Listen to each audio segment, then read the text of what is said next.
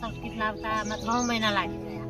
એમાં વધુ મુશ્કેલી પડી અમને ડીપી લાયામાં. સેવાએ અમને ટ્રેનિંગ આપી આટલા મોટા મોટા મશીનો ચાલુ કરવા માટે.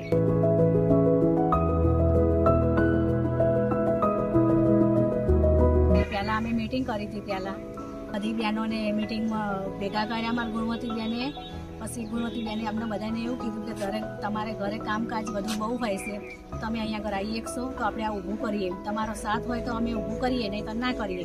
કે અમે કીધું હતું કે હા, તમારી મદદ અમે જરૂર કરશું, અમે આવશું અહીં.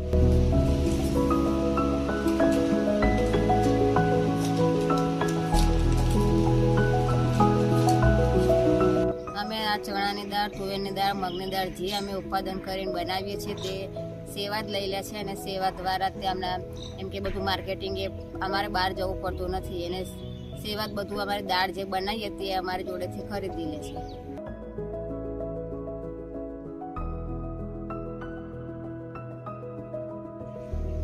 સેવાએ અમને પગભર કર્યા. પહેલાં આમ કંઈ કશું કામ એમ કે આપણે કંઈ લાવવું કરવું હોય તો આમ કે ઘરમાંથી પૈસા લેવા પડતા હતા.